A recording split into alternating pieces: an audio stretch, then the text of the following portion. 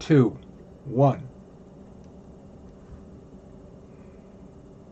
So this isn't a welcome back, but a welcome to DCC. I suppose it's been a while since we played this, hasn't it? At least a year. So Chaz, would you kindly explain to everybody what DCC is? So DCC, or Dungeon Crawl Classics, is a rule set meant to evoke the original versions of Dungeons and Dragons, but that's not all. You see, as Dungeons and Dragons has evolved, it's become increasingly more gamified. And DCC is an attempt to take the original idea back and rebuild it from the ground up with a focus on the original stories that inspired Dungeons and Dragons, or as we huge dorks call it, Appendix N. So this game, it's like D&D. It's like old school D&D, but it's meant to evoke more of the flavor of stories that you would find in Conan the Barbarian, or Elric of Melnibone, or Lord of the Rings for my extra nerd cred, because I have it here on the desk. For the record, I also have Conan and Elric back there too. Anyway, is that a succinct enough explanation? Absolutely. So it's part of a genre of tabletop role-playing games known as the Old School Renaissance. So very similar to what Chaz says, just in general, trying to like evoke a more elder age of tabletop gaming. So in this one, there's a lot less of like building a character from like what you imagine. So I personally really appreciate that, because I feel a lot of times when people first get into like Dungeons and Dragons, they're like, my character is a prince. Here is 20,000 word short story on adventures he has already had prior to level 1. And in DCC, it's like, here's your fucking backwoods farmer. Here's the first adventure. He's not prepared for it. He's probably gonna die. Here's 3 more characters for when that happens. Let's see who makes it to the end. And that the one at the end might be a goat at the end. Yeah. So I offered the gentleman here with me. I said, if you have previously played in one of my Dungeon Crawl Classics games, feel free to bring in that character as long as they're level 1. This isn't necessarily a campaign. It is a very interesting dungeon crawl, as is in the name Dungeon Crawl Classics, known as the Gardens of Ynn.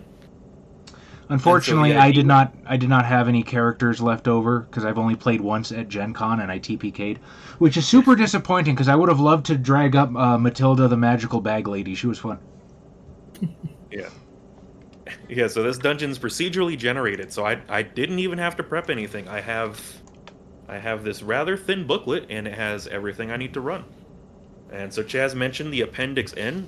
Gardens of Ynn is actually a reference to one of H.P. Lovecraft's sonnets, part of the sonnet cycle, The Fungi from Yuggoth, in which case the Gardens of Ynn are mentioned at one point, and now these characters will be adventuring in the aforementioned Gardens of Ynn, a strange place.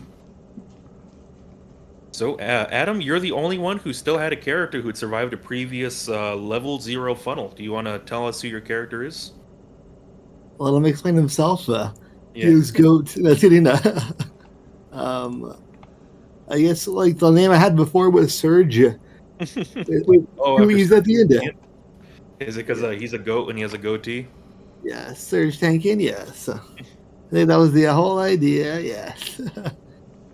He is a goat level 1. The most strongest goat of them all, 14 AC monster. What's the I guess the new class was the I was gonna call Fairy it animal. Fairy animal, yes, there you go. Yeah, so for those unaware, like I said, in Dungeon Crawl Classics, you normally run a level 0 adventure where everybody plays 4 characters and you see which one makes it to the end. And the benefit of that adventure is your character gets to have a character class. And so in Adam's case, none of his characters made it, but the goat that one of his farmers had did. Because as I said, everything's randomly generated, so a farmer gets to start with the goat. And so Adam rolled a farmer, the goat made it, the farmer didn't. This has happened enough times that enough people across various supplements have decided that, hey, if the animal survives, here's a class for it. In this case, it was the fairy animal class from an adventure called Gnome Jambalaya. You already got one. That is the goat Adam is playing. It is a magical goat that can take on human form. Who's your other character, Adam?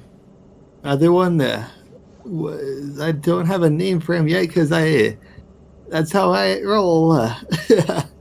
But he's an elven artisan who specialty is being dumb. the dumbest elf of the Enclave. He just pretentious sees the French. If they're Adam throwing shots immediately. Well, the French don't hear this. They don't listen to Americans. Yeah, I think according to our YouTube statistics, we don't have any French viewers, so you're probably right. Yes. But we have Bulgarian viewers? Yeah, we have Bulgarian viewers, but not French viewers. But Adam, you will have to watch your words because I do believe we have French Canadian viewers. Yes, I forgot Yusuf. I don't know. I'm kidding. I'm just kidding, Yusuf. I know you're not the French Canadian. But we do have. He's the luckiest son of a bitch, though. So we'll see how he goes. Yeah. All right, yes. What do you got for us? My first character is Father Thanatos, the cleric of Ahriman. He calls himself Father Thanatos. He's not actually recognized by any religious body, but he hopes to have a cult one day. And you see, Father Thanatos, he was but a simple peasant drafted into the army of the local king or principality, and he was employed as the army's gravedigger. Just as a slight individual, they basically stuck him back cleaning up. And the experience has left him slightly cracked, but eventually, after dealing with so much death and just horribleness on a daily basis, he eventually heard the voice of Ahriman, god of death and disease, and he has come to embrace Ahriman, and indeed death itself, as the only real truth in the universe, as he's been embroiled in these wars of intrigue and lords backstabbing lords and grappling over land, but death, you see, is sovereign above all that. Death alone in this world cannot be deceived. My second character is Roderick Ironstar, a lawful dwarf with a stout heart, but you see, he was born quite frail, which, as you can imagine, led to a bit of, I don't want to say persecution, but he was quite looked down upon in dwarven society. So he was essentially employed as a rat catcher. That was what he was funneled into. He would patrol the tunnels with his club and his net, just hunting down pests to support the real warriors. But he always knew he could defend his homeland if given a chance, but nobody believed in him. So eventually he took the only opportunity he had when his brother died in the service. He took up the family shield. He took up his rat catcher club, and he sought adventure to make a name for himself and to prove that he could indeed stand with the mighty warriors of his clan. Fantastic. Tom, you want to tell us who your two characters are?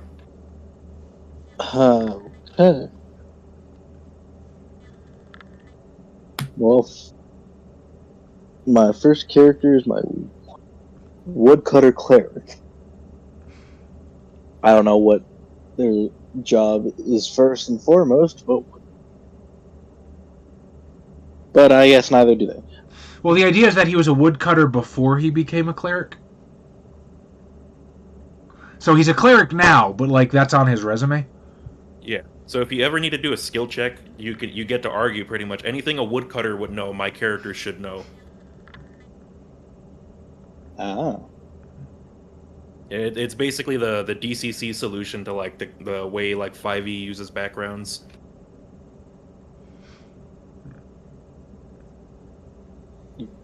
That's complicated. Not really.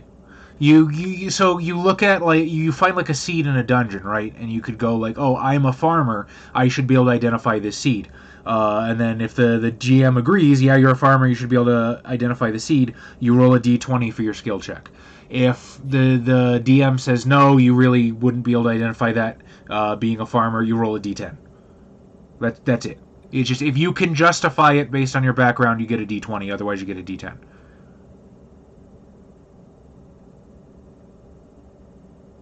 Okay. What do we got for your second character, Tom? Okay. My second character is Sap. The orphan thief. Oh, like they're an orphan? They're a thief? He ain't the smartest. With, a -2 modifier. Oh, not the strongest or smartest. But They got the nimble hands. but boy can they climb, and boy are they lucky. I like to think of them as idiot savant. Just fails upwards. They do a smash and grab job on any delicate, or they just do smash and grab in any thieving job. They could be looking at a mansion through the window and think, "I'm gonna take that," and then they just break through the window and somehow still get away. And they managed to get away by climbing up like a spider out of things.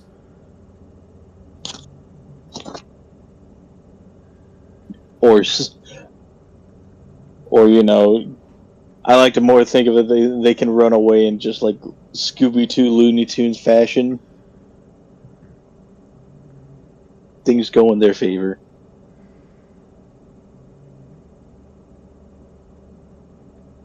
Alright, so we have our cast of 6 characters. So everybody's level 1. That means nothing in this game. You are scarcely people at this point. The reason everybody is playing 2 characters is in case one of them dies. In case. Until. Yeah, until. So, Death comes for us all. we're going to start this adventure off. You are in there is no background for this. I will make things up as I go. You are in the city of Rathamir, where you all have formed a motley crew of reavers, thieves, warriors, who seek fortune and to make a name for yourself. And one of you hears a rumor. I will go Adam. It was a goat. Oh yeah, the goat. You got 2 options. Odd is the goat. The elf hears a rumor. While doing your elvish wizard stuff, you find an old book called Gardens of Ynn in the marketplace. It is written by an old esotericist detailing their journeys. The text is old and hard to translate, but you manage to work your way through it. You discover that there is a realm of unknown splendor and wonder that one can get to by going to any garden and drawing a door that is clearly labeled in a diagram using chalk and charcoal in another garden that will transport you to somewhere that may have esoteric answers to any sort of magical questions you have, and perhaps plenty of loot to be had if you are willing to brave it.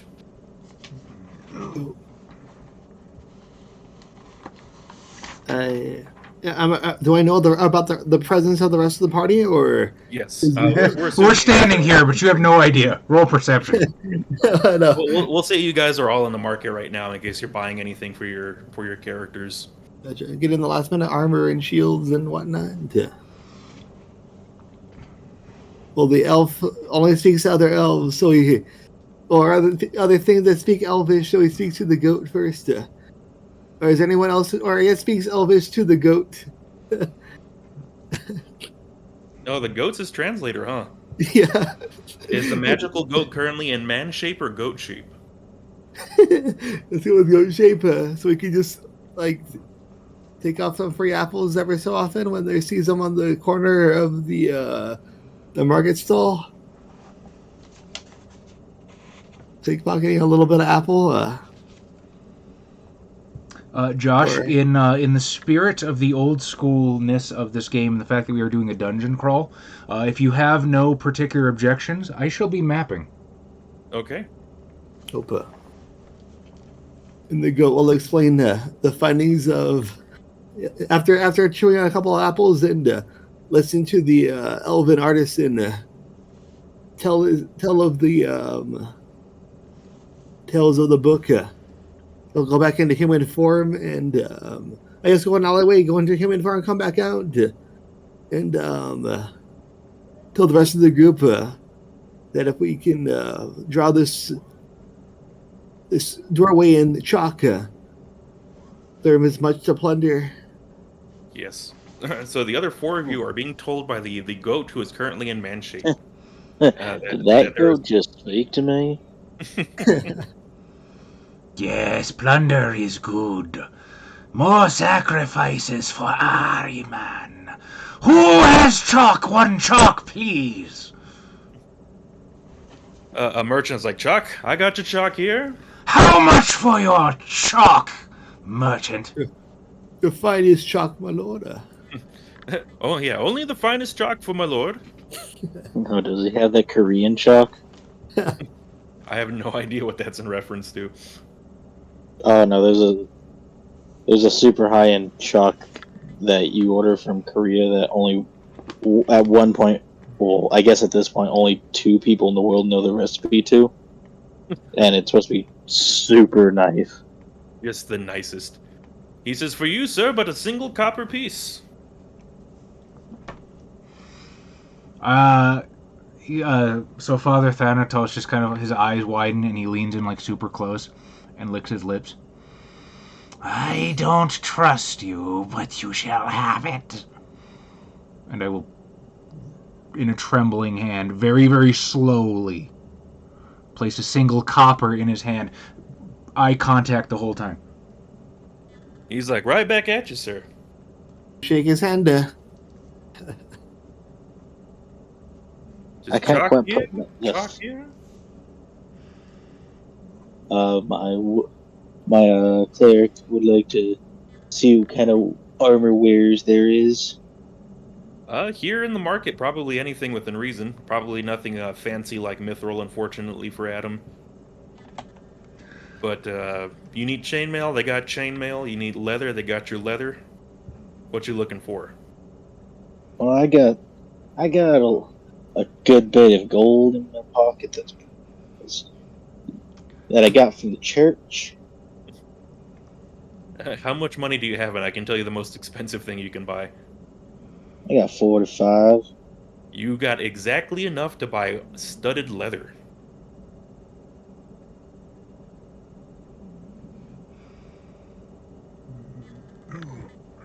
But that cost all my gold. Yes. Regular leather is 20. If memory serves. I take. You know what? You drive a hard bargain. Alright, you got studded leather armor. It gives you +3 to AC.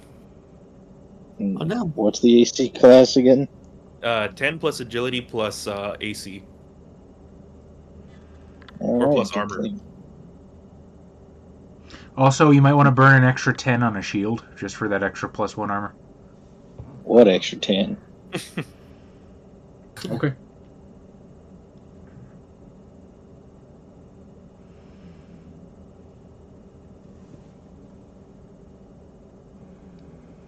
Okay, Father Thanatos. I don't know if you're willing to speak to the elf, but he has the diagram you need and you have the chalk. Yes, Father Thanatos will speak to the elf. The shape of his skull is pleasing. Where shall we etch this doorway?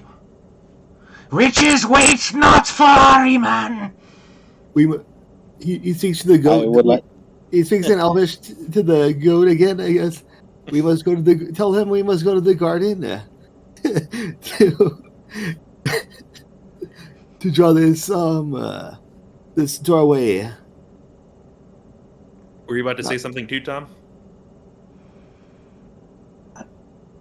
I would like to try to pickpocket the chalk. Oh, the orphan's gonna try to pickpocket somebody? Yeah. Okay, who's he trying to pickpocket? Old man. Oh, you're trying to pickpocket like just an old man here in the market? No, I think he's trying to take the chalk from me, right? Yeah. Okay. So I imagine that I have the chalk in my hand. However, I'm engrossed in the shape of the skull, so I'm fine with it. All right, give me the pickpocket check. Oh shit! Hang on. You get to roll a d20 plus your agility plus pickpocket, I believe. What do you want me to do here, Josh, if anything? Oh, what the fuck? Hang on a sec. Oh, he's back. Or is that just a notification thingy? I had to fix Discord.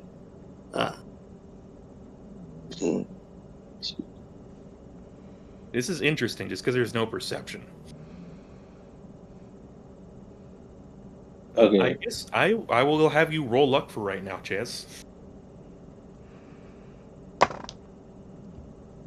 I got. Oh my god! I got a 13. Wait, what are we rolling? What was that? Are we rolling? Wait, are we rolling d20s? Yes. Okay. So I had my agility. And pickpocket. Yeah. I got a 24. The chalk has vanished from my hand! Ahriman, I have displeased you! And I genuflect and start licking the ground, and also my dog is looking at me like I'm fucking nuts. I heard that you all needed some chalk, and I just want to let you know that I have a special deal on this chalk. Thanatos looks up immediately. More chalk! Ahriman is kind! How much for your chalk? Only 1 copper. Your skull does not please me as much as the elves. Alright, you drive a hard bark. Half a copper. 1/2 copper it shall be. Can I bite 1 in half? Oh, absolutely. All right, I bite 1 in half, and I hand you the largest bit. I'm gonna look at this character sheet in like 6 weeks and go, how the fuck do I have a 1/2 copper? You got hungry. So the elf whispers to the goat that you need to find a garden. What does the goat do? Oh, he's in human form after eating the apples to nourishment. I see Chaz is playing a phrenologist. I'm being very careful not to thread that line. I'm hoping just for creepy, but I'll be back. Yeah, phrenology has made a weird comeback amongst a very unusual set of the internet. Oh, it's not unusual. Phrenologists are always the worst people. Too late, twit longer in progress.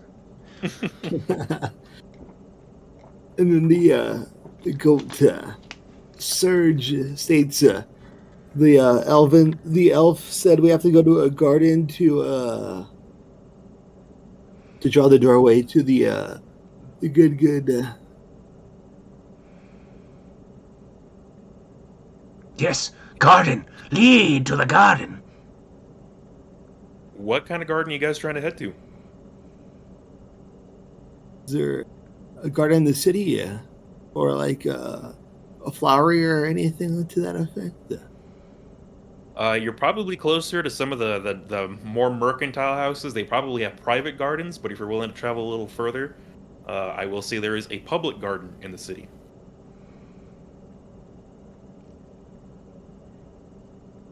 It seems like the road of least resistance. Yeah, the road to the free garden, as they say. As we only have one thief, and he is AFK. All right, you guys are heading to the public gardens. So you arrive. It's probably getting a little towards sunset. There's still people wandering around the gardens, probably a couple of couples necking a little bit under some of the trees. But you're able to find a stone wall that surrounds the garden that would provide the ample surface required. Who is going to attempt to draw the doorway? Father Thanatos will draw the doorway unless anyone stops him.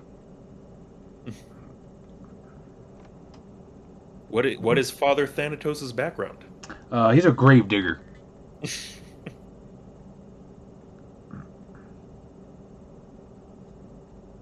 I will give you a D10 on this. I'm not surprised. Stat? Luck. Oh, oh no, Father Thanatos doesn't have great luck. Slightly smarter than I've been playing him though. 6. 6. So you probably haven't even looked at the diagram. You just know you were told door. Draw a very crude door. Door! Yes! Door! Just a rectangle with the circle in the middle. You all look at it and nothing happens.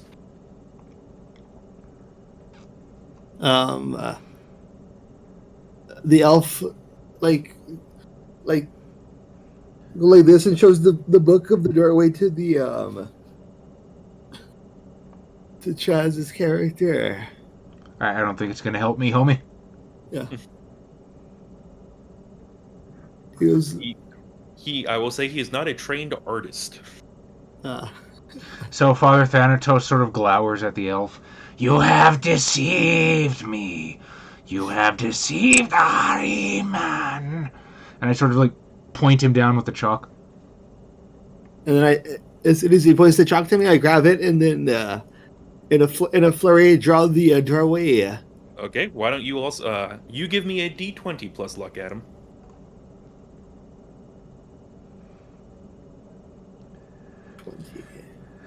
Green or white? Goes with green. We're in the garden. And you can have a +2 for using the book as a reference. Yes. I do Control V, Control C. Oh, there's a 19 on the die. So, yeah, you're good. So the what? Do you have a name for your elf yet? I'm trying to think of something French, but I couldn't think of anything besides like baguette.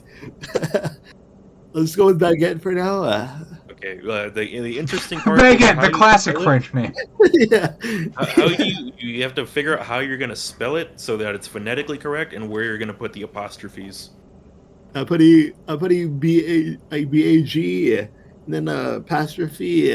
Well, like you know that he's trying to be elfin too. Like he has the umlaut, B-A-G umlaut. I don't know how to do that on the keyboard. Though I know there's a shortcut for it, but I don't got the time to do it. A text pack installed on like Word or something. Yeah. But yes, the rest of you watch in somewhat frustrated awe as the elven artisan just very breezily draws this thing with chalk, including the door hinges, the keyhole, the doorknob. It is essentially a perfect replica of the diagram drawn in the book. And as the sun setting shines light through the foliage, what at one point seemed just like a chalk drawing on the garden wall of this public garden turns into an actual doorway. This wall is racist. Also, hi Starfighter Jack, how's it going? Well, there's your episode title, Chaz. I hope not. But yes, what do you do? A door has appeared. It turns out the book was not lying. No. My dwarf, who I have not yet voiced, who is much stout of heart than the others, will attempt to open the door and peek inside. Well, thank you for hanging with us, Jack. We appreciate it. I'm gonna grab water real quick. It's right there. Am I gonna solo this fucking dungeon? I mean, it's like super fast. It's super fast. I'll be right there. I still hear you. The beauty of DCC. That's those two characters will get sorted out real fast. Go get your water, Adam. I'm gonna wait and see if he does. I'm gonna wait and see if I hear screams out the door, and then I'll walk in. If there's no screams, is my reaction.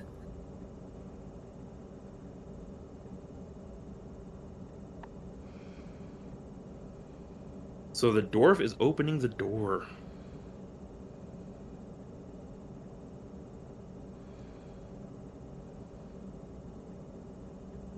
Hold on, I am now generating the first room of the dungeon. Exciting. I'm back, yeah. Let's see, have the water getting chilled. So the dwarven rat catcher slowly opens the door, and immediately on the other side of the wall, where there should be a street alleyway, he sees more trees, and of a very different sort than those in the public garden. What was the name of the city again? I went with Rathamir is the first name I could think of. Works for me. I'm just notating it on the map. Which I'm assuming is a relatively well-off city if it has public gardens.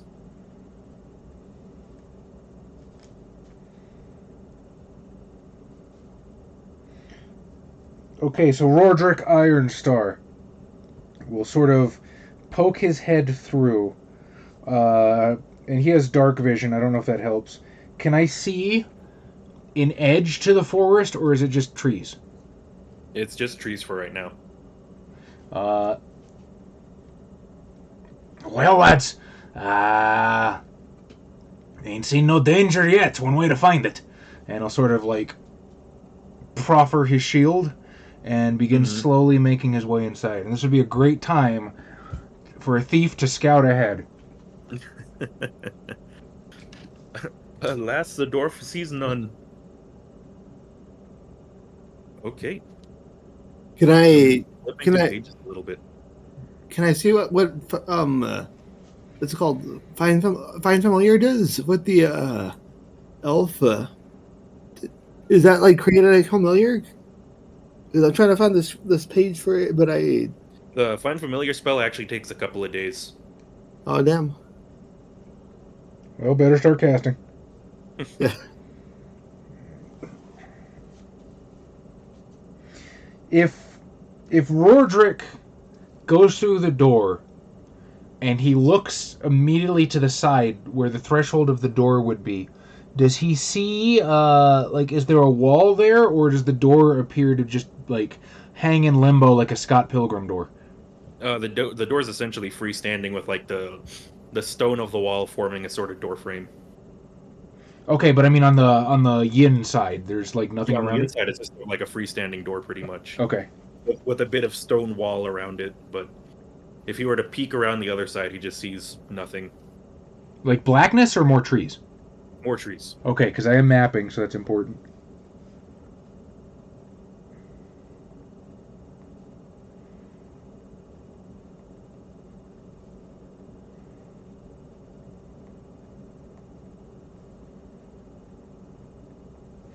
Okay, Roderick will go first. Father Thanatos will follow close behind. And Adam will shut the door behind them and leave. Yeah, and I'll raise the chalk. Adam, are your characters following? Yeah, I'll follow, yes. If there's no screams, he'll follow. So, I'm sorry, what's the dwarf's name again, Ches? Roderick Ironstar. Also, not to be extraordinarily pedantic, but which way is the door facing? Like, are we headed north right now, or...? I will say the door is facing what you would assume to be west. Ah, so this is going to be a Monty Cook map. I don't expect anybody to get that besides me. The module actually has a means of mapping it, so I'm interested to see how the game's map is going to line up with yours. Me too. Can I put a rock on the door so it doesn't close? Yes, you can. And then the kids can come inside and get demolished by the trees or whatever.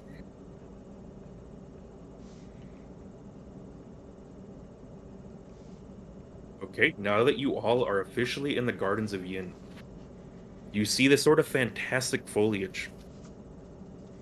And these trees aren't like any trees you've seen on the other side. In a way, they almost seem to resemble almost twisted, lithe bodies with leaves that extend out like hands. And as Rorgic steps in, one of the first things he comes across seems to be a skeleton.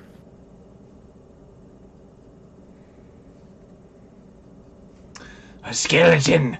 Auspicious. We have been blessed by Ahriman! And my Father Thanatos the Gravedigger would like to inspect the skeleton. Okay, he's inspecting the skeleton, and the bones appear to be made of perfect alabaster. Each bone is thin and delicate. A thigh bone the width of a human finger, ribs wire thin, skulls no thicker than cardboard. The creature's frame is taller than a human. The proportions are perfectly symmetrical. Even in death, the bones scattered and fell into patterns that are aesthetically balanced. Even to an untrained eye, you might be able to sell such rare and valuable bones to a collector. How much do I think the skeleton weighs? How much do you think it weighs? With a +1 intelligence. Are you touching it at all? Man, I don't want to kill my cleric. Yes, this character would do it. So he's going to just very gingerly attempt to lift like a femur from the dirt. It is almost as thin as air. You could very easily carry this if you were able to transport it somehow. Does it seem flimsy, though? Like, would it break? Potentially, yes. Humbity bumbity. Shit. Kind of inspecting it and feeling the bone, they don't exactly, like, bend. Like, they're not flimsy. But they're, like, fragile. They're brittle? Yes. Okay.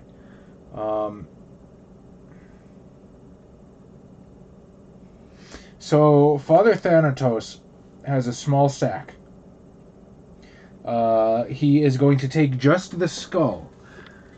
I'm really not trying to be the phrenologist here, but the skull seems like if any of these bones are important, it's probably the skull. Just the skull, put it in the sack by itself, and try to arrange the sack on his belt in a way where it's not really going to bang against anything, or it's going to bang as little as possible. I do have padded armor, by the way, so there's that. Okay.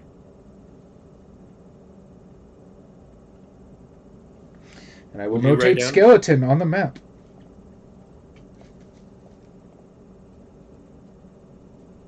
Is anybody else going to inspect the bones? I was gonna try to look at it through.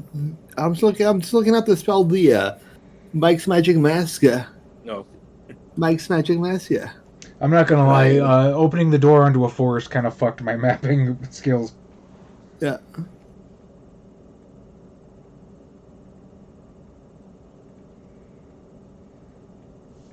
I'm gonna use the Mike's Magic Mask and inspect the skeletons. Okay. Go ahead and cast the spell. You have a D20 right now. It's very rare for me to get anything good, though, but we'll see. A 17, which is... He gets to add his intelligence to the roll when he's making a casting, right? Yeah. As an elf, he adds intelligence and he adds caster level. Okay, also 1? So it's an 18 then. Actually, intelligence minus 1, so they balance each other out. Oh, so you just get the die roll? Yeah. So what did you get, a 17 total? Yeah, 17 total. Yeah. Ooh, you were one off from it becoming more powerful. Yeah. You could spell burn. Oh, you absolutely could if you wanted to. Is that just using a luck, or...? No, it's kind of like using a luck, but it's for your other attributes. So you can lower any of your skills by 1 in order to add to a spell check. Just remember that you did it, because I think it heals, 1 per day? Yes. I'll do it to agility, yeah. Okay, you want to get that 18? Just remember, for future reference, you have to say you're doing it before you cast a spell. I think you can do it after, can't you? Oh, I thought it would have to be before. I believe luck and spellburn both can happen after the roll, if I'm not mistaken. Okay. I'll double check that. Rules. I'm almost positive. Them's the rules. Them's the rules. Okay, Adam, you get an 18. Oh, by the way, you need to see how this manifests. Can you roll a d4 real quick? Sure. Do the thing. Where's my D4? Yeah. Is a 1.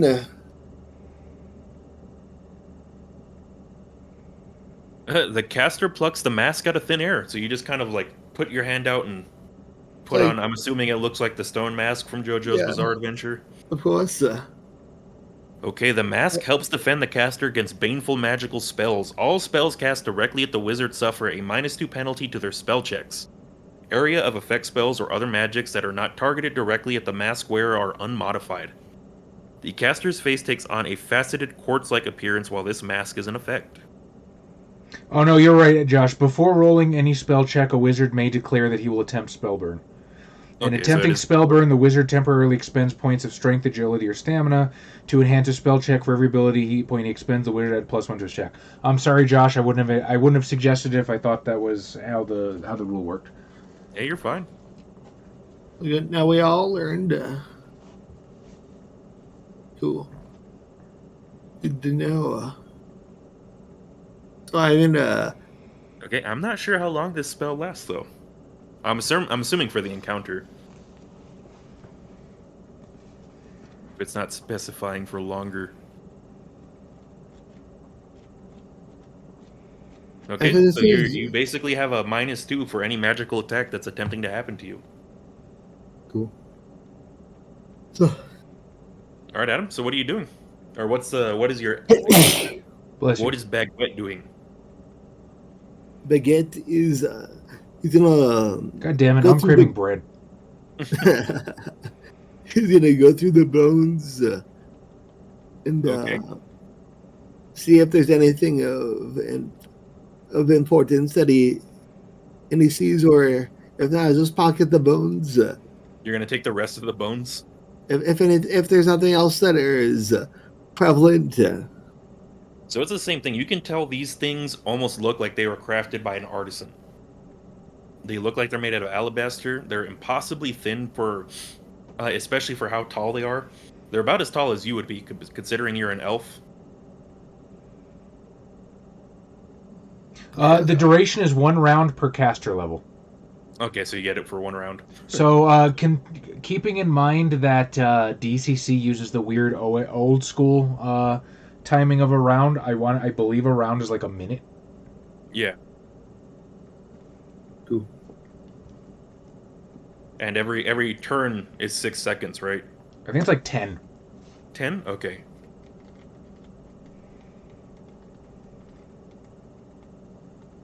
Yes, is there anything else you're doing to inspect these bones?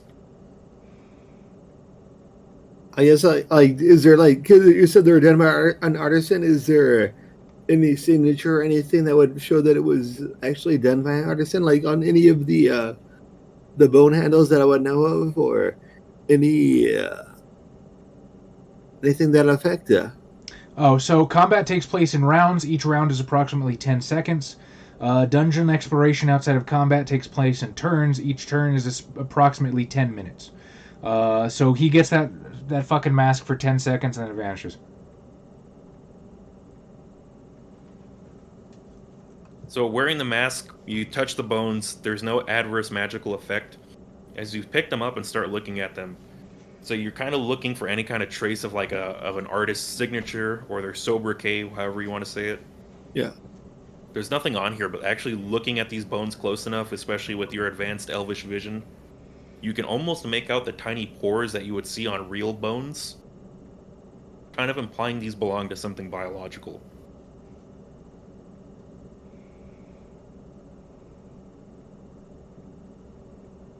They made art with the dead.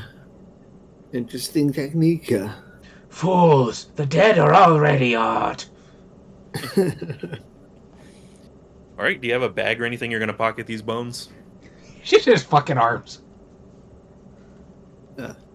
I do have an empty chest on my dwarf. If you would like. Can I put them in the empty chest with the dwarf? The only thing I will ask is that when the dwarf inevitably dies, you're gonna have to carry the chest. The goat can do that. He can drag it around. Oh yeah, we have a. I was gonna say we have a pack animal, but that's weirdly like dehumanizing. But it's a goat. Yeah. No, it's not a donkey. Is it? Hey, people use goats as pack animals. Yeah, but like not goats that are sentient. Well, just because Adam said it's not a donkey. No, it's not. Okay. So you guys actually have 3 options now. You can stay where you are, you can go back through the door, or you can go deeper. I say we go deeper. No point in something about. We've only gotten one thing. We found the skeleton. Let's go home and sell it. Yeah. That's absolutely valid if you want to do that. You know. You are relatively close to a mercantile district. What we could do is just immediately go vendor the fucking skeleton and come back with like real armor. I'm not going to stop you if that's legitimately what you want to do. If you want to get these bones appraised and you want to sell them, I kind of feel like they could be important. I don't think the cleric would want to part with them immediately. What do you think, Adam? Then we just go one more step, and then if the bones weren't important, we can sell them. I don't know, man. One more step is not a lot in a fucking dungeon. All right. I think at least for the moment we're in agreement. Roderick shields up, and he's going to continue to the west. okay. Or at least the elven artisan can possibly recreate him if he knows what he's doing. Okay. Well, I think these things live here. You guys remain in the forest for one more turn. That's a little cocked. Okay, what did I miss? We found an alabaster skeleton, and it's in the chest. And you guys are pretty sure it's worth money. So a bleached skeleton? No, like made of ivory and alabaster, and it's super thin and super light, and we're probably going to have to fight whatever it belongs to. What? That's what we did, though. Isn't alabaster a color? Is it not also a material? Alabaster is indeed a material. Oh, yeah. It's not like ivory. It's technically like a kind of like rock, I think. It is formed of gypsum. Yeah, it used to be used in like marble carvings as like accents and stuff like that. You can also buy like vases and stuff like that made out of it. So as you all start going deeper into the forest, you come across... There's so much... I'm sorry if there's going to be cross-referencing. Do what you got to do, man. When you said you were procedurally generating a dungeon, I kind of figured this was what it was going to be. Because I've done that too. The D&D 4E DMG and the 5E DMG, for that matter, they have random dungeon charts, so I've done this before. Although this one seems like it'll be less generic.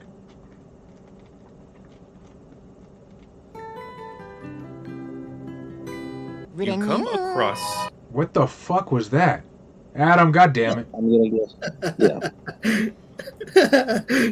Adam has the Neko arc.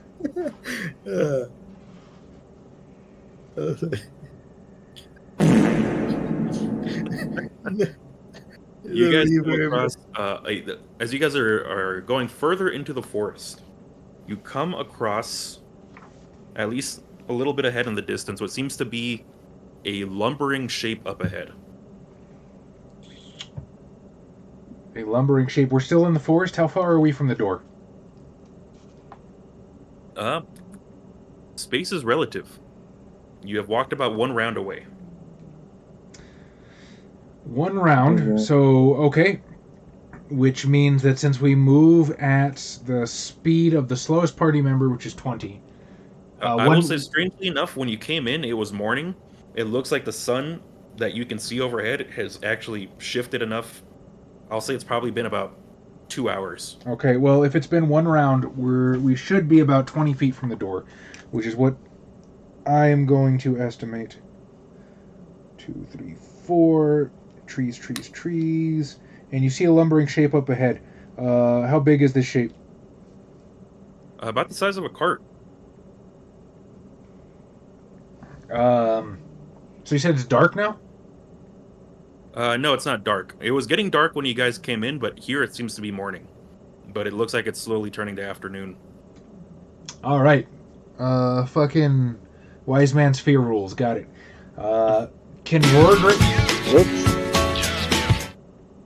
Can Roderick make out anything about this shape? What is his background? He's a rat catcher? Yeah, he's a guy with dark vision. A guy with dark vision?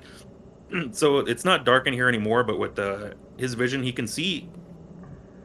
It's definitely some kind of quadrupedal creature, but as he's looking at it, it looks like it almost has foliage growing out of it. Okay, what is it doing? And the way it's kind of staggering, it looks like it's injured.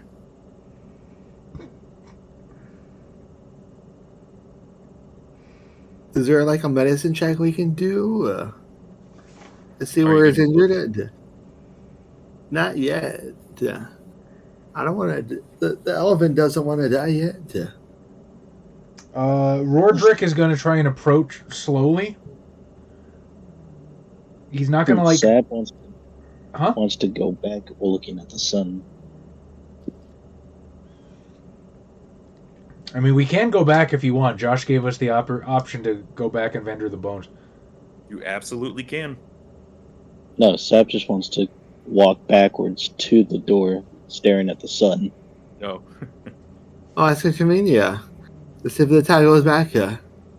Oh. So your experiment. As they look at the sun and they kind of walk back, it looks like it's not moving. It doesn't. It looks like it's moving as it normally would.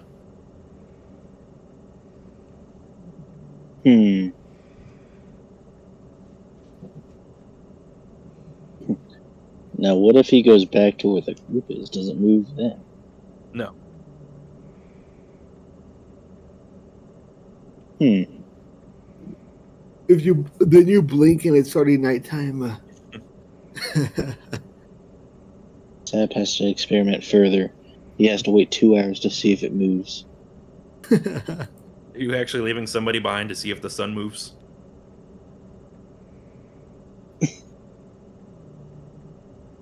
Yes. I will not stop you. Okay, so which one is it? Sap. This is the story of how Sap was the only survivor. So Sap is waiting by the door watching the sun. So who's approaching the lumbering creature? Roderick, my dwarf. He's gonna, make himself like low and wide, hands spread. He's got the shield ready, but like he's trying to approach this thing as sort of like an easy Bessie, no harm. Seeing how it reacts. So the thing looks like it was ripped at and gouged by some kind of massive creature, but it looks to be some kind of turtle. A lumbering turtle as broad as a cart, old and ponderous, its ridges on its back form a bowl. The bowl seems to be filled with moss and detritus and has a single tree, sculptural and elegant, growing from it, like a bonsai scaled back up again on the back of a turtle. The tree's roots are fused with the turtle's flesh, and as this lumbering thing is kind of struggling to walk forward, you can see the roots and branches are kind of spreading through it and knitting it back together. So can we all see the turtle now, or is it still in the shadows? I will say it's kind of coming out, minding its own business. If Sap is staying behind everybody else, but Sap can see it.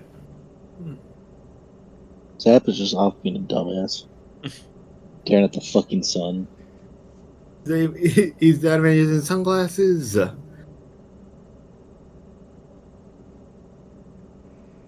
Yeah. Basically, a giant turtle like you've never seen has a giant bonsai tree growing out of its back. And it looks injured. Yes. But it looks like the tree on its back is pulling it back together. Whoa there, big fella. Well, let me see what I can do for you. And I want to lay on hands with my cleric. Okay. I'm glad you decided to do that, Tom, because I wanted to heal it, but my character wouldn't. You're like the sensitive giant beast, and you're like, alas, I am chaotic. Yeah, well, depending on the creature's alignment, you might actually hurt it. I don't know if you recall that's in the rules, Chaz. I don't, but I'll take your word for it. Okay, so right. Tom, you're gonna make a caster check. So 1d20 plus your level, which is 1, plus your personality. Plus my personality. Well, I think that my personality is quite well. So 10. Total for your roll? He failed. Total.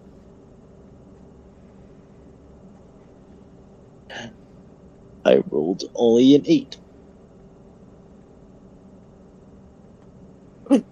So the creature kind of rears back a little bit and makes kind of like a kind of noise as it pulls away from you. And it looks like it's getting a little agitated. I ain't quite sure if I helped.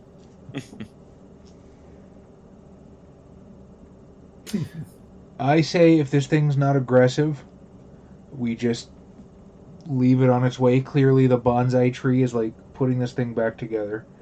We should probably be wary of whatever the hell ate it, but I'm not feeling like we should fuck with this turtle. Flintar, thanks for following, buddy. It's like, I think the turtle should not be fucked with. I mean, genuinely picking any fight with any giant anything in DCC is like a bad idea. Sorry, go ahead, Tom. Well, who mentioned anything about well, we all know the weakness of the turtle. We know all weaknesses of turtles, those plastic straws. So if we have to fight it, we know how to win. So you guys are continuing to mosey on? Yes. And I'll watch the sun if it changes. That had to sneeze for. That's just... Ugh, God damn it. That happens. Yeah, it doesn't come out until... Ooh, I can barely read that.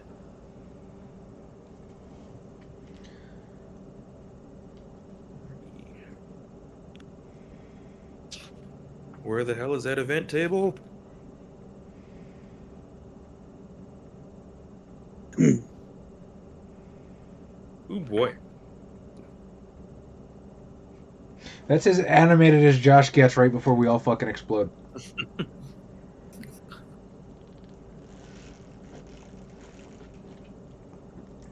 So you guys immediately, as you start to go deeper, see what was bothering this thing.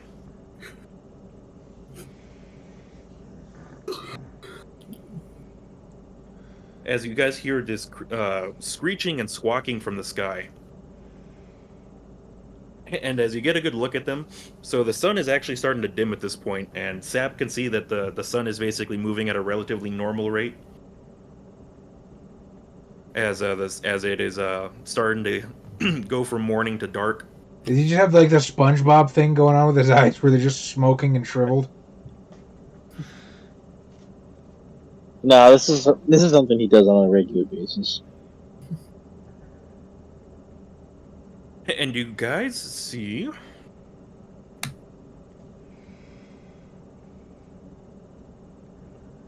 4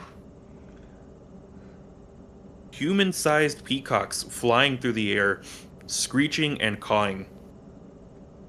Unlike a normal peacock that you all might have seen at a zoo, these things have legs as large as a cassowary. And they are mean and vicious looking, and having lost sight of their prey, They look to turn to you guys to make a quick meal out of. Wait, so are they proportional to their legs, or are they just literally turkey on a casserole? Imagine a cross between a peacock and a cassowary. Oh, About the size of a man. I was just hoping that it was tiny body, big legs. Not to say turkey tiny, but like it's just big bird from. It's just Big Bird from Sesame Street. It tastes colorful, Daisha. Of course. Okay, so how about we can find out? Do we add anything to initiative? Because I didn't. Agility. Are we doing the team initiative thing where we just roll the highest one? I mean, it doesn't matter for me, but do we roll individually for our characters, or? I think give me your characters. So yes, characters individually. Yes. Okay.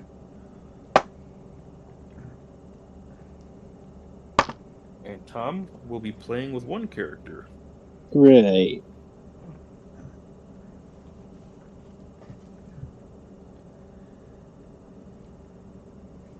I got 10. Are we rolling for both our characters? Yeah, roll for each of them. Yeah. For the elf, it's a 2. And for the goat is a 15. What do you got, Chaz? Roderick Ironstar has an 11. Father Thanatos has a 14.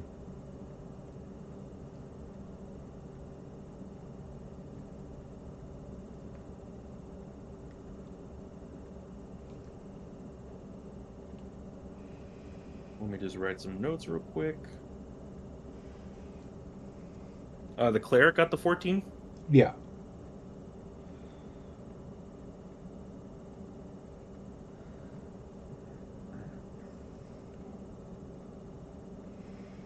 Okay, so these things are kind of basically swooping down to clot you guys.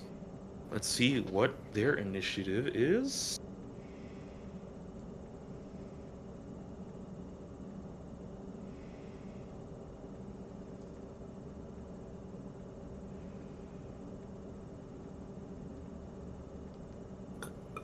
All right, Adam. Your goat man's up first as these 4 things are starting to swoop down, claws ready to rake at you. I see.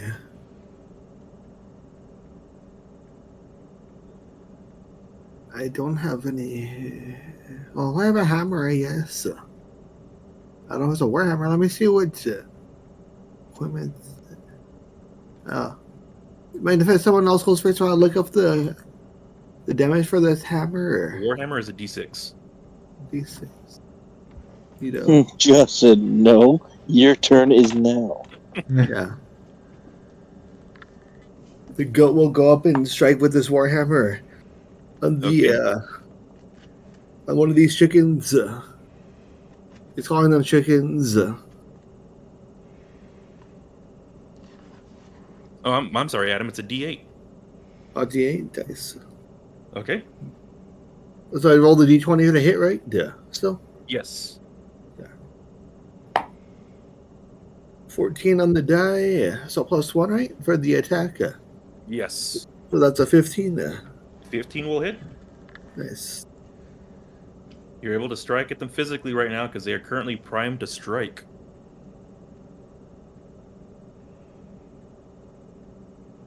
All right, Adam. What's your damage? See, the 7 on the die. Do I add strength or anything? Yeah. Do you add strength in DCC, Chaz? Yeah. Yes, you To do, melee? Adam. Yes. So it's +1, so it's 8 damage. 8 damage. Baka! So you gravely injure the first one that tries sweeping down at you. Next up, Chaz, your father's up. How dare you? My father's been gone for years. Father Thanatos is going to point his gravedigger's shovel at the nearest one of these beasts and speak a word. Huh? Oh, are you gonna go for the one that's just been damaged, or one of the other three? One of the other three. Okay. And he is going to command it to flee with his word of command. No, he won't. What do you get? I got a 6 total. Which, does failing automatically increase my disapproval, or does it have to roll a 1? I think you have to roll a 1. Okay. Well, that's his turn. God decides not to listen to you. It'd be like that sometimes. Rorgic is up. Okay. Judge Josh, Yes. I would like to declare a mighty deed of arms. Declare it. As a dwarf, I can declare mighty deeds of arms with my shields. So with your permission, I would like to wield my shield in such a way that when the creature comes down to strike, I can sort of catch its claws on the shield, and I want to sort of like hinder it, like basically be a weight on this thing so it can't move around quite as well. Okay. Fuck. That's a big ol' 8, Captain. Big ol' 8.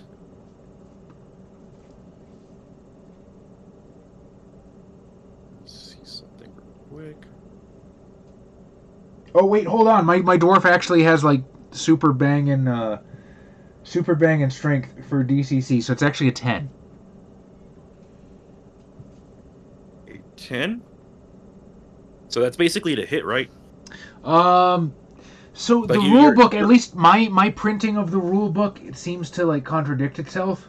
There's a Mighty Deeds of Arms table, or it like I think the warrior one says it just has to hit. Unfortunately, with a 10, it does not. Okay. I mean, then you can just declare that it doesn't work. Yeah. Okay. I have done fuck all. Yeah, from my understanding, the way it works is like you're basically making an attack, and if you get the hit, you get to declare the extra thing you're trying to perform. Right. With potentially another roll to see if that works. Oh, that would that explains it. That explains it. I never thought of it as like two separate rolls. Okay.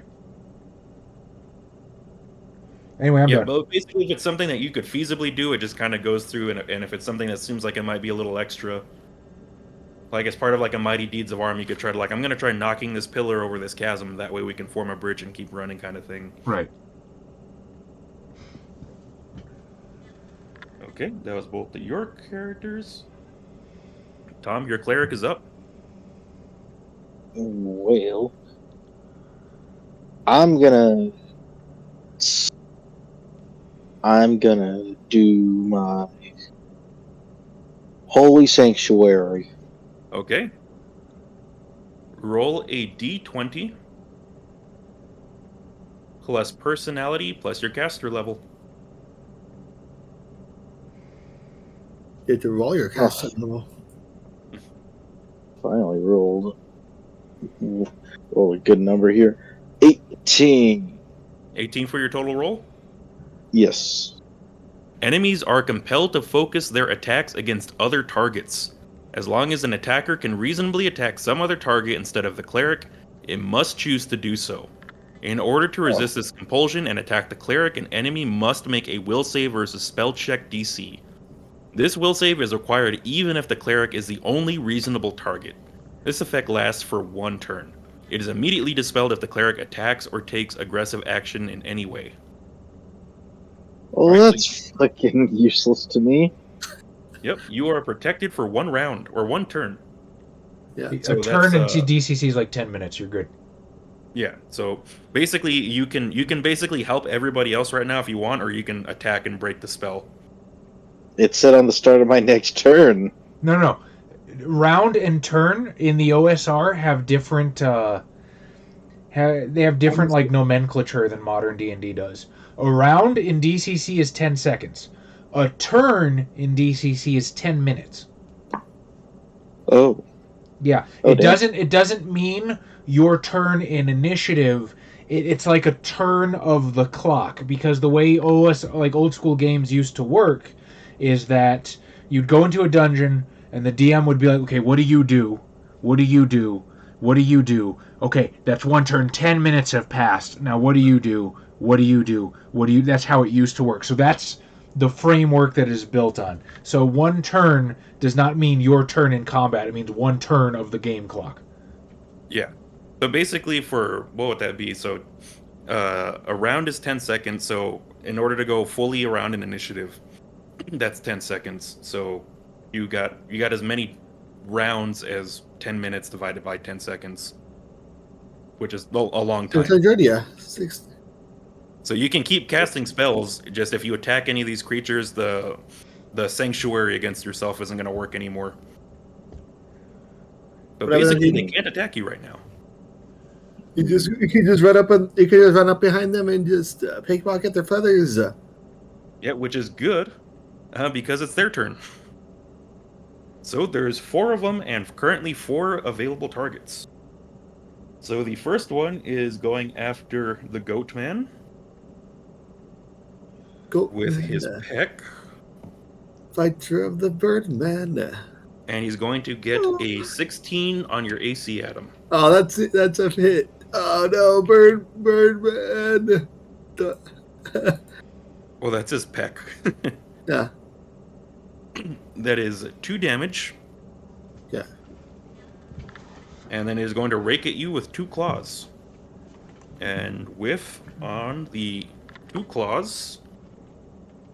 Alright, and the next one is attacking your elf with a 14 on that one for the peck. Yep. The elf takes 2 damage.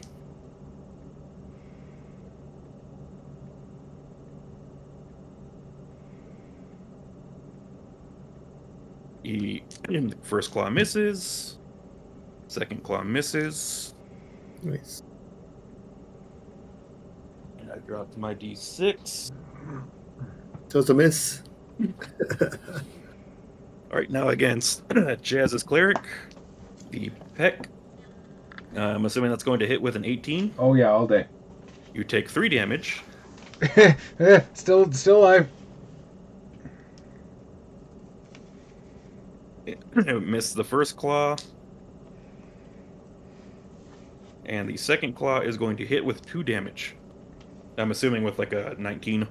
Yeah. Alright, now against the dwarf. It is going to peck. And miss.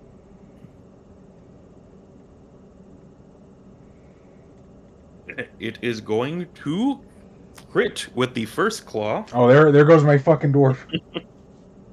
He's got 4 hit points. He's supposed to be sturdy. I'm sorry. It's DCC. It's okay. If anybody goes, I'd rather it be the dwarf. Although I was just starting to warm up to him. Okay, where are the crit tables?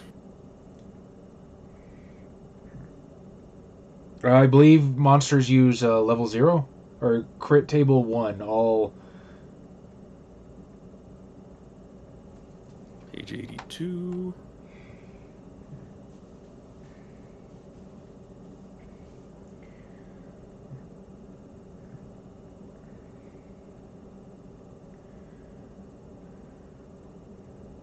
All level 0 characters on wizards, clerics, halflings, warriors, dwarves.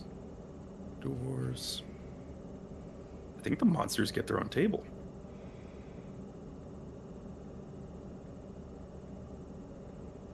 Actually, you're probably. Oh, that's right. I think it's based on like monster type. It's on page 51.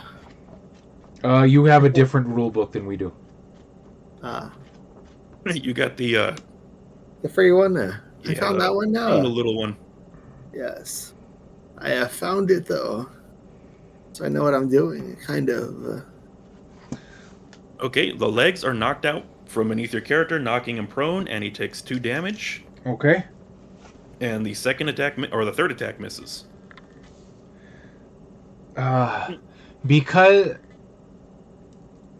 because I've done this to everybody else and I'm a game master and on the side of the game, are you factoring in the bonus from prone?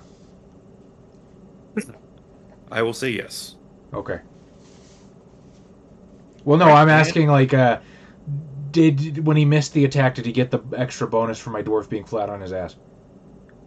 Oh, no. I mean, because getting knocked prone happens as part of the attack. Right. And then you attack again. The second roll it wasn't going to hit. Okay. I would assume with the 3 it wasn't going to. No, but my AC isn't much better. Well, a 3 with a +4 it would have been 7. I have a 13. And Adam, your elf is up. I thought my goat would go first.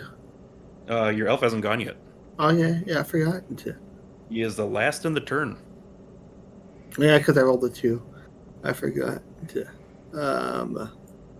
Where's the elf?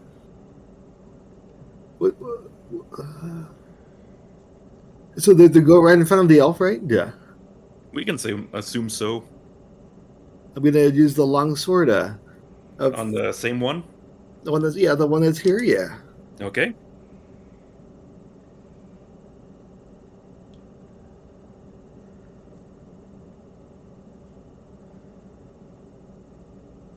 I always forget that when I was looking at some of the stats of these monsters, I was like, oh, they don't give a fuck. They really don't. And they're like, fuck you guys. But the +1 is... What'd you get at? +1, it's a 16. 16 will hit. That's a D8 for the sword.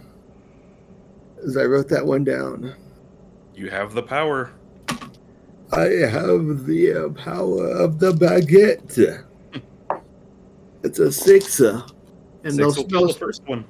Nice. One down, we took it out. One of these giant peacocks has been annihilated. And we're back to the top. Adam, the goat man's up. Can the goat man do like goat man attacks? If he's in goat form, yes. With his fucking warhammer in his teeth? Yeah, remember, if you want to shift to goat, you have to spend a turn trying to shift. Yeah. And if you want to add goat parts to your human body, you have to roll really well. Right now you have a D3. You can't roll that well yet. I'll just wait it off then and just warhammer it for now. Go ahead.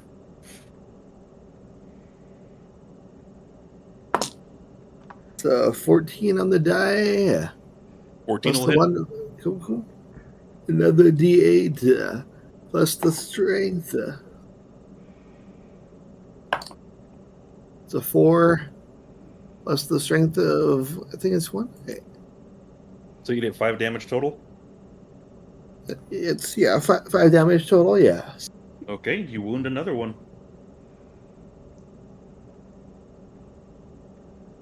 And I ended my turn. Father Thanatos is back up. Father Thanatos is going to beseech Ahriman for healing. Dude, God is pissed! He failed again? Hang on. Get the fuck out if I failed again. I mean, I probably did, but I might burn luck on this one.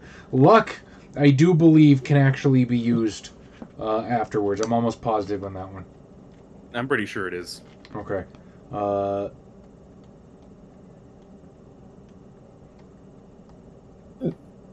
Yeah, because I think 11 is a failure, right? I got a fucking 11. Do I want to burn luck? Yeah, I'm going to burn it. I'm going to burn 1 luck so I can heal myself. It's a resource to be used. Alright, so I get 1 die because I'm only level 1 and my healing cannot exceed. Well, luckily my modifier doesn't change. Okay, 1d8 for Father Thanatos. Guess what I fucking rolled? A 1? Yeah, on a d8. Oh, for healing, you just get the 1 HP back, don't you? No, it's you roll dice based on the alignment of the guy that you're healing. So because I am myself chaotic, I would get 2 dice, but your dice cannot exceed the level of the target. I guess, does level 0 count? I don't know.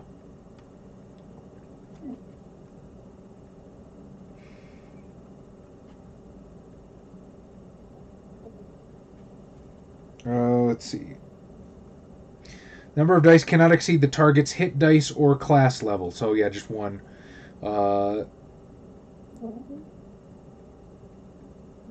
Yeah, great. So I traded one fucking luck for one fucking HP. I feel great about that trade. So good. So good. That's Father Thanatos. Well, Roderick is up. Alright. Roderick is going to do cool dwarf shit.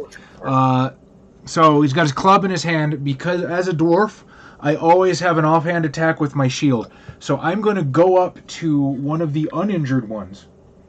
Because if memory serves, my deed die actually adds to damage as well as... You look like you're nodding affirmative, so I don't have to look it up. Yes, it is. Okay. So I know because last time I played DCC at Gen Con, I played a fighter, and then the guy had to keep reminding me. He's like, "Hey, don't forget your." He's like, "That adds to damage." Okay. So I'm gonna go up to an uninjured peacock. Start with my club. You gotta be fucking around. 7. Does a 7 hit? No. Okay, that's good because the shield's the good one. The shield uses a D14.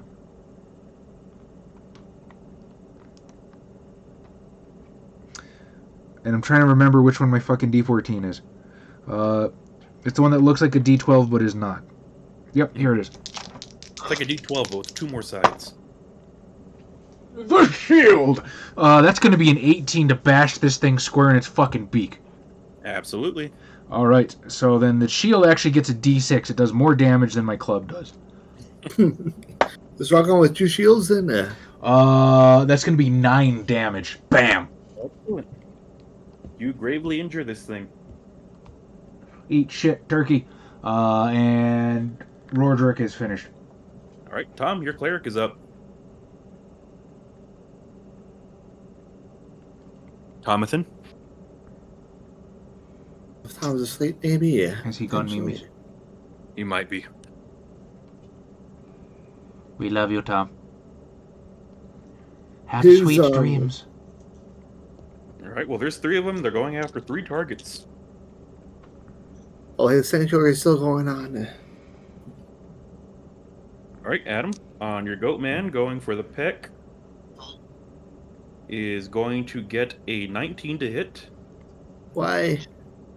And 3 damage to the goat man.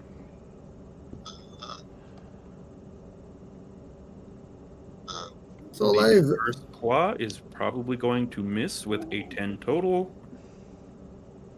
And the second one is probably going to miss with an 8 total. Yes. Alright, now attacking the elf with a 10 total. Nope. Does that hit your elf? Nope, I have 11. The padded Lucky armor.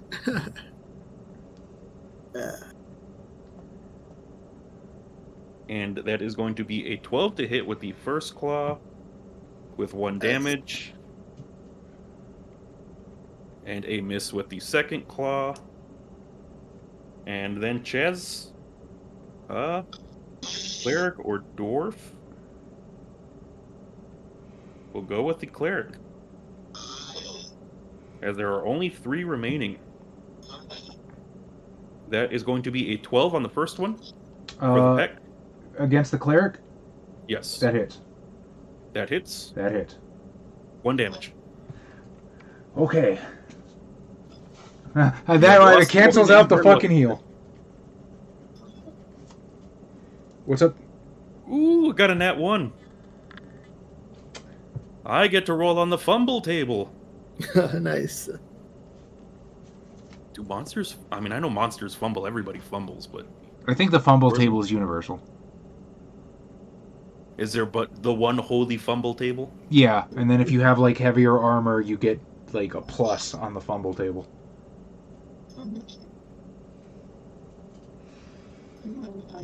Fumbles, fumbles, fumbles, fumbles. Page 80. You can hear Tom snoring in the background. No. Rolling a d20 on the fumble table. 16. Oof. You accidentally strike yourself for normal damage plus an extra 1 point. Hold on, is it a full D20? Because I know like level 0s only get like a D4 or something, or like a D8. This thing counts as a fighter 3. Oh, okay. Or warrior 3 in this case. Oh yeah, why not just fight like fucking 3 or 4 level 3 warriors at level 1? Sure, turn out great. Also, I have Tom muted, so if he says anything, please let me know. Okay. Damn, that's fucked up. Yeah, it is. I kind of love it. Oh boy, that's a D8 damage plus 1. And I got a... It is now down significantly. That was the first... I said that was the first claw, right? I believe so. Oh, it's not prone. It's not doing anything. It knocked itself prone out of the fucking sky with its own claw? Yes. Okay. This is me not looking that gift horse in the mouth. Yeah. Chaz, I will gladly undo the prone if it bothers you. No, I just think it's funny. Yeah, you are unable to right yourself until you make a DC 16 agility check. So one of these giant peacocks is on the ground. 2 of them are still flying, very angry. And Adam, your elf is up. I was gonna say Tom has the benefit. These things aren't gonna attack him. Yeah. That's why he's able to fall asleep so comfortably. Yeah. Like, I'm protected. I'm good. It's a really nice holy sanctuary, right? Like everything's greener inside. There's like heavenly music, and he just nods off. Yeah. And outside, we're fighting for our fucking lives. And the other guy just staring at the sun. I forgot about him.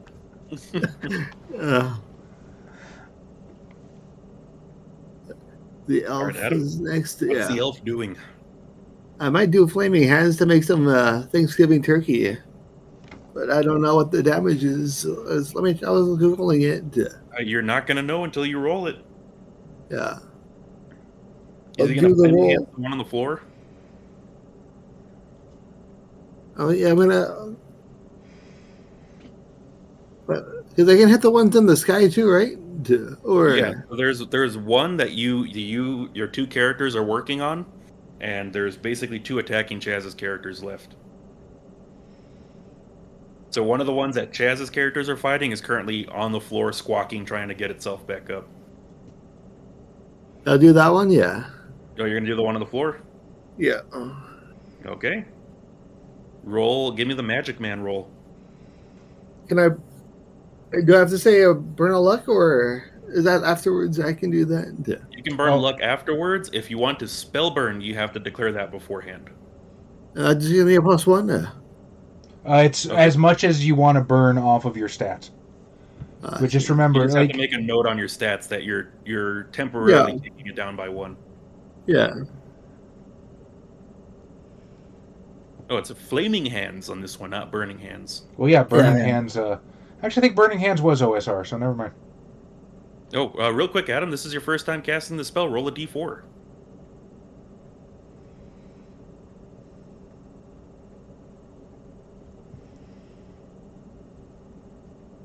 Is a 4. Ynn blackens and peels away to reveal skeletal hands dripping lava as you cast the spell.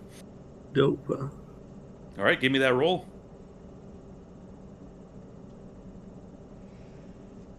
I'm gonna. And your spell burning for 1, right? I'll spell burning for 1 more. Okay, you get your intelligence plus 2, 1 from your caster level and 1 from the spell burn. Well, I also have intelligence, so. Yes. Just a +1, I guess. Yeah. So you got +3 to this roll. Nice. You'll be surprised how much that helps you sometimes. Yeah. Show me the good stuff. It's an 18 on the die, so 21. 21, there you go. Spell produces a blast of fire that burns up to 3 targets within range 1d6 plus CL points of damage. So I'm going to say you can attack both of the ones that Chaz was fighting. Nice. What's CL? Caster level. Challenge level? Caster level. Oh, So, caster level. Yeah, he's elf 1, so his caster level's 1. All right, Adam. Give me 1d6 plus 1 for damage. Do they take extra damage for being crispy? Yeah. Or does the pro give me advantage? Just kidding. That thing's getting fucked up no matter what. Oh, the dice fell on the floor. Mom spaghetti, Adam. Yeah. The 5 plus 1. You got 6 total? Yep. All right. You absolutely burned 2 of them to a crisp. It's them extra crispy. And there is now 1 left as we go back to your goat man, Adam. Goat man. We'll do goat thing and swing his. Surge. Yeah, back to Surge tanking. And he's tanking it. He's gonna hit her Surge with the. Yes. He shall indeed. He's going with the Warhammer. The Warhammer. Uh, I actually fucking fell for that Warhammer April Fool's prank. The squats? No, the Warhammer was like. The exercise thing. Yeah. They had an exercise hammer. I was like, that's so fucking stupid. I will buy one. And then I was like, God damn it, it's April Fool's, isn't it? I was like, that's such a stupid piece, but on-brand piece of workout equipment. I believed it. And I was ready to buy one. I was like, you know what? I like weightlifting. I think I could find a way to use a workout hammer. You just do that with a regular, I guess, just paint it all nice and nice, like, it's, only a 9 on the die, though. What's the total roll? Plus 1, so 10. 10's gonna miss. Yeah. Chaz, Father Thanatos is up. Bring the holy shovel down this fucking thing's head. Okay. Nat 1. What the fuck? Bumble. Bumble as a cleric. What page is the fumble table on? I believe 80. Okay, hang on. I have padded armor on, so I want to say that might be a D8, maybe?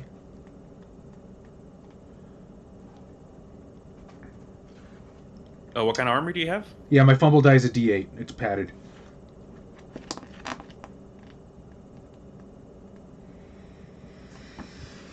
Well, this rolled a 1 the last time. 3. Your weapon comes loose in your hand. You quickly grab it, but your grip is disrupted. You take -2 penalty on your next attack roll. Hopefully it won't be one of those.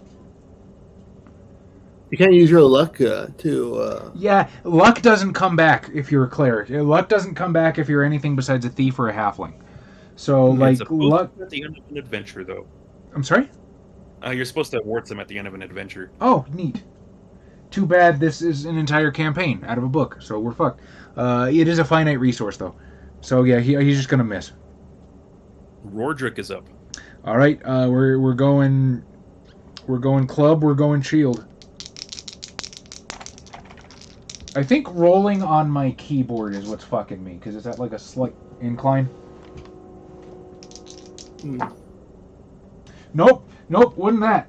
Rordrick rolled a 9 on the club. Okay, what about the shield? Well, I haven't rolled the shield yet. I don't know, Josh.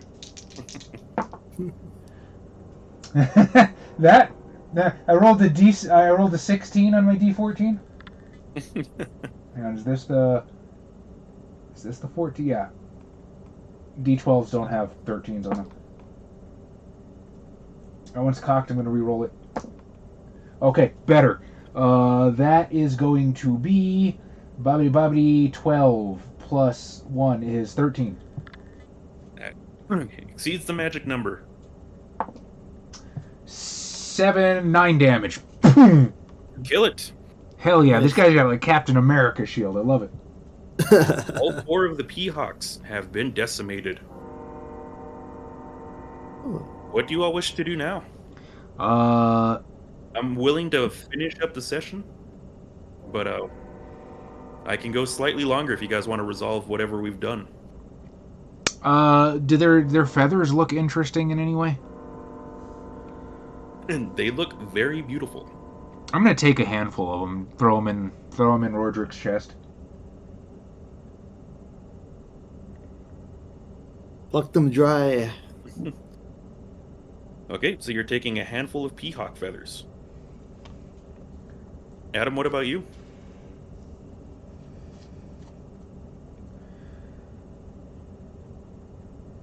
Trying to think if the... You investigating these things at all, or what's going on? I'll investigate them and see if, like, we haven't seen these kind of peacocks before. Are they just overgrown peacocks in this world? Why don't you give me a... Yeah, why don't you give me an intelligence roll? As you're kind of looking these things over. With the benefit of your artisanal eyes, so you can have a d20. Oh, cool. This my... Oh, I figured my intelligence is negative on on him. So that is 12.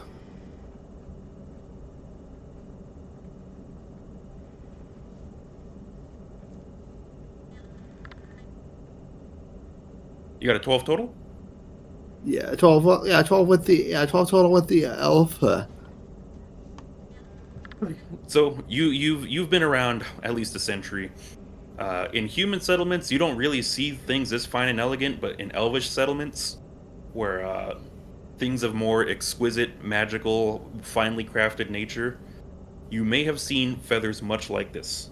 And you know that potentially this whole thing, if you could take all the feathers, it would be worth a small fortune.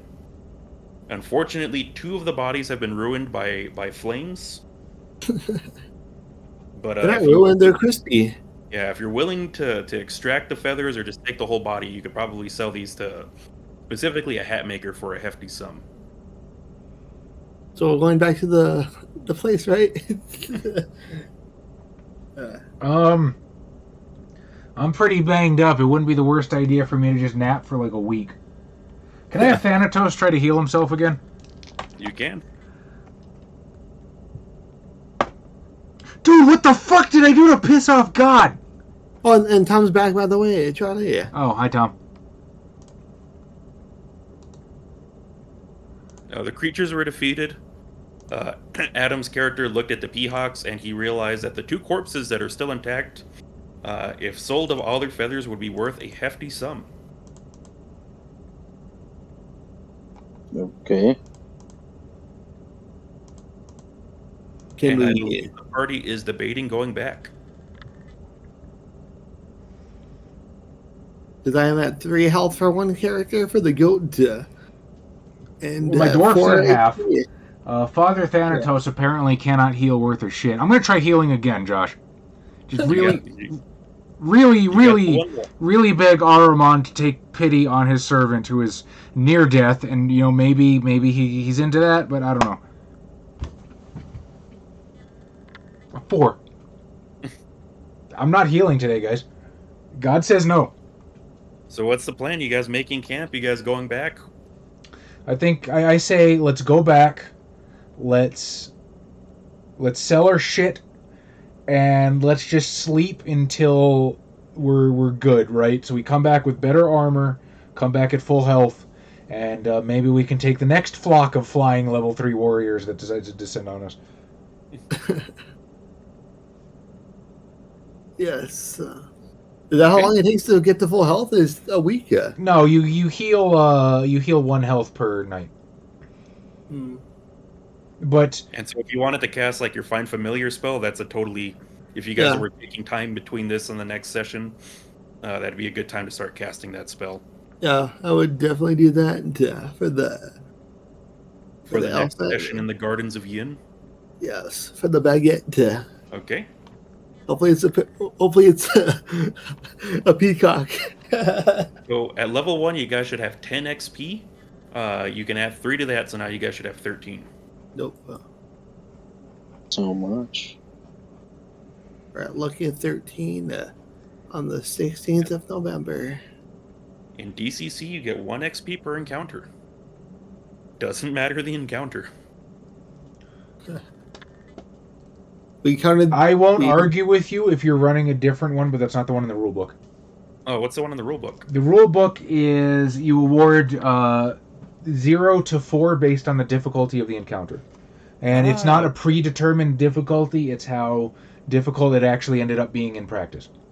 Okay, so in that case, I would still say 3. I will say 0 for the skeleton, 1 for the turtle, and 2 for the peacocks.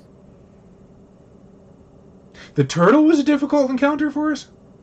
If you guys are about to die, if things potentially went south. Okay. I will not question you, Judge Josh.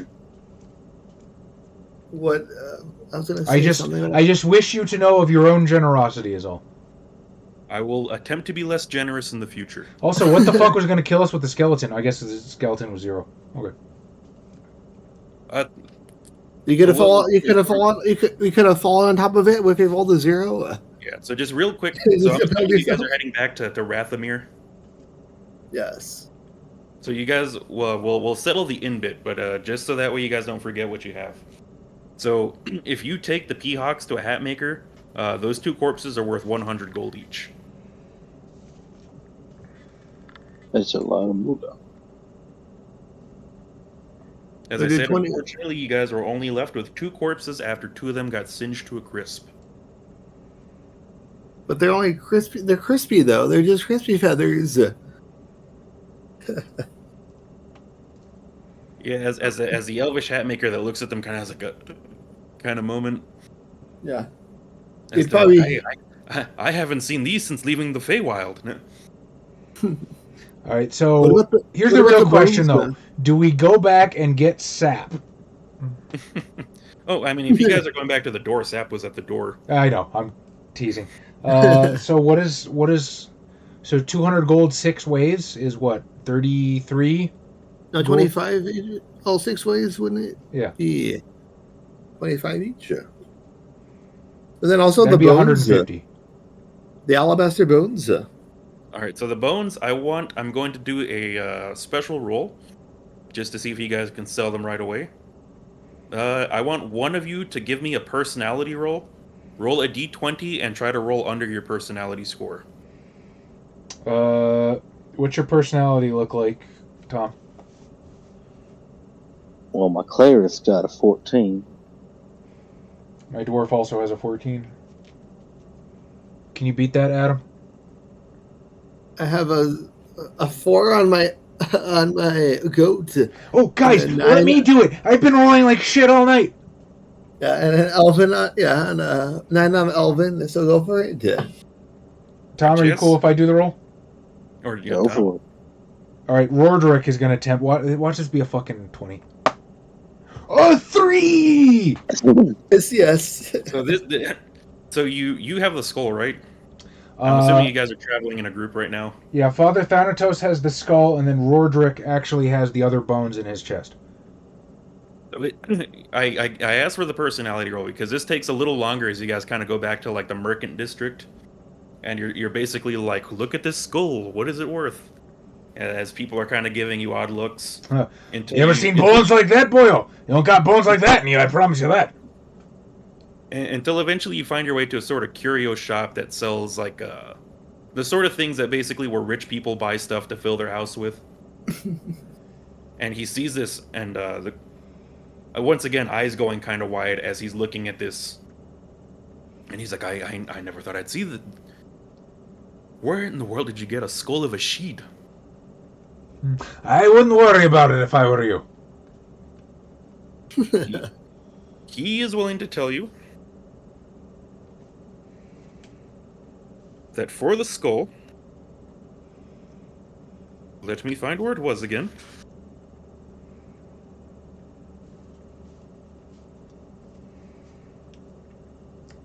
Now, Adam, the real question is if your elf is okay with selling the bones of a she, because this might be like your great aunt Mabel or something. She passed on. She's not using it. It's what she would have wanted. Yeah, it's the family heirloom. He's willing to give you 10 gold. He's like, but if you had the whole skeleton, he'd be willing to give you 2,500. Well, I opened the trunk. He's trying to rip you all. Now I have to do math. You all, and this is literally the first rolled encounter. You could have found up to 1d4 of these skeletons. You only got one, but it is legitimately the first encounter that I randomly generated. This entire skeleton, if you get it out of here, was worth 2,500. So do we not have the rest of the skeleton in the? Well, you have the whole skeleton. Okay, cool. Yeah. We're veggering the whole fucking thing then. All right. Yeah. Okay, so we made out with 2,600 gold. Yes. Oh hell yeah! We're coming back with plate mail, my dudes. I'm sorry. There's no such thing as plate mail. It's plate armor. Mail implies links. I think we have 375 total. My math is correct. 2,600 divided 6 ways.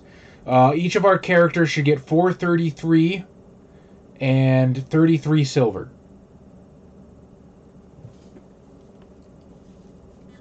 Yeah, you guys basically go into this place almost dying, come out with more money than most people will ever see in their lives. It sounds like a D&D adventure. How much silver was it? 22? 33. Assuming my math is correct. Yeah. I'm too tired to check it. So you all have made your first foray into the Gardens of Ynn, and with only a brief step into it, come away richer men than you ever could have imagined in your lives. Let's stop adventuring! And the question is if you can now resist the allure of going into the Gardens of Ynn. Oh, I'm absolutely going back. I mean, From now, we have to double or nothing, right? who the fuck retires on 400 gold? Alright, did you all enjoy this procedurally generated dungeon? Oh yeah, man. I honestly I forgot how much fun this game is. Yeah, it's a good time. Yeah. Who gets the bonus XP? You guys can vote for it if you want. If that's seriously a rule that you want to use there, Judge Josh, I will vote for Adam's elf for being single-handedly the most useful one in this entire adventure. Being the person that has the appraisal skill. Well, also the guy who drew the friggin' door in the first place. I will vote for Adam's elf. Goat because somehow Adam ended up with the weird character again. One for the goat. We got anything in the chat? It doesn't look like it, not yet, unless anybody in chat wants to vote for who their favorite character was this session. Move on for Charlie. Both of them go. Who are you going for, Adam? I'm voting for Charlie for paying for the same stick of chalk twice. But at a half price. I got a good deal the second time. Yeah. Hey, he spent 1.5 copper on that chalk, and think of how much he came back with in less than 24 hours. Yeah. It's a hell of a investment. These should vote for Chaz. They're playing For knowledge and failing rules. Yes. I did the important one. Ah, Dice, you thought you were fucking me over, but you actually got me 2,500 gold. I had to double check when I looked at that. Yeah. I would. Does that seem a little stupid? Like, 4 flying warriors? No, I had to double check the skeleton bit because it says the bones average 10 gold per bone. You find a full skeleton, and it says there are 250 bones in a sheet skeleton, and so I was like, 250 times 10. I was like, that's a lot of money. What about the teeth? Does that count? I am assuming that's counted in the bones. What if it was a baby sheath though? Because they have more bones. All right, well, did you guys have fun? Oh, yeah, dude. Great time. Always a great time. Right. Well, thank you, everybody, for tuning in. We'll see what we do next time. Chaz, I don't know if you want to do the fridge art with the newest... Oh, yeah. The Gip Gaba. Let me see if I can actually do that. I also appreciate that these characters were randomly generated and you guys immediately came up with weird dynamics with each other. Yeah. we gotta... Yeah, I know. Hide the chat. Hide the... I was really glad Sap managed to con his way into the group. He went into a magical door, sat down, and came out with 400 gold. Yep. I told you. He fails upwards. So this was done by a viewer by the name of GitGob, based on our Paper Mario adventure, which hopefully will be continuing at some point eventually. I love the way GitGob rendered Antonio. It's pretty fucking great. The art's pretty fantastic. Oh yeah. Stuff like this the is only just... thing my Shy Guy is missing the little poof ball at the end of his hood. And there's this one that GitGob did, which is just wonderful line work for a bunch of just fuck around characters that we did. This is like such an honor for us just to see that little stuff that we did. Like, people are willing to spend their valuable free time making stuff like this. This is so cool. So thank you very much, GitGob, for this. This is a tremendous honor that you would choose to do this for us. It is.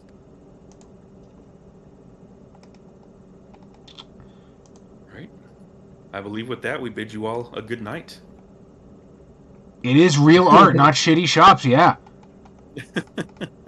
Hang on, oh, fuck, I fucked up. There we go. If you two want to be... Everybody else needs to step it up. All right, good night, everybody. Thanks for being here. We appreciate you. Hope you had a good time. I was gonna say, if you two want to submit art, do it on the Discord and the fridge art. We'll put on the stream sometime when we remember. All right. Good night, everybody. Night.